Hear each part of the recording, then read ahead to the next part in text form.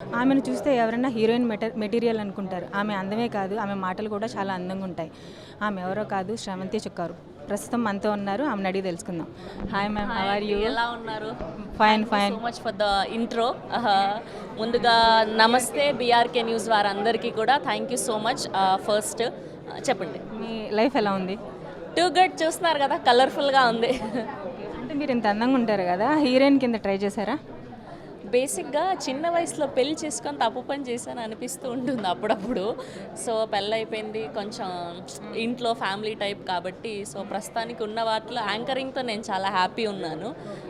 So starting స్టేజెస్లో వచ్చాయి కానీ నిజంగా చెప్తే అదేదో మళ్ళీ నాకు నేను ట్రోల్ చేసుకున్నట్టుగా ఉంటుంది. కాల్స్ వచ్చినప్పుడు నాకెవరు ఛాన్స్లు ఇస్తారని అసలు ఇగ్నోర్ చేసేసేదాన్ని. బేసిక్గా నేను మెసేజ్ చేసినా కూడా రిప్లై ఇచ్చేదాన్ని కాదు. ఆయన నాకెవరు చేస్తారు, నాకెవరు ఇస్తారు అని.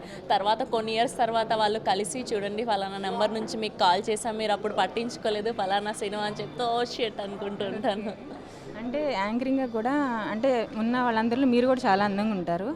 సో మీరు అనుకున్న స్థాయిలో మీరు చేరుకున్నారనుకుంటున్నారా? తప్పకుండా అండి. నేను బేసిక్గా వెబ్ అంటే యూట్యూబ్ నుంచి స్టార్ట్ అయ్యాను. నేను నాతో పాటు స్టార్ట్ అయిన వాళ్ళు నాకంటే సీనియర్స్ కూడా చాలామంది ఉన్నారు. వాళ్ళతో కంపేర్ చేసుకుంటే నేను నాకంటే హై ఉన్న వాళ్ళని పోల్చుకోను. అఫ్కోర్స్ వాళ్ళు సీనియర్స్ కాబట్టి. నాతో పాటు ఎవరైతే స్టార్ట్ అయ్యారో వాళ్ళతో కంపేర్ చేసుకుంటే ఐఎమ్ టూ గుడ్ పొజిషన్ నా. ఓకే, మీరు బిగ్ బాస్కి వెళ్ళారు కదా, మీకు ప్లస్ అయిందా మైనస్ అయిందా? కంపల్సరీగా నాకు ప్లస్సే అయిందని చెప్తాను నేను. కాకపోతే ఓటీటీ కంటే కూడా టీవీకి వెళ్ళుంటే ఇంకా బాగుండేదేమో అనిపించింది నాకు. ఫర్ మీ ఇట్స్ గుడ్ అండి. మీ లవ్ స్టోరీ గురించి అని చెప్తారా?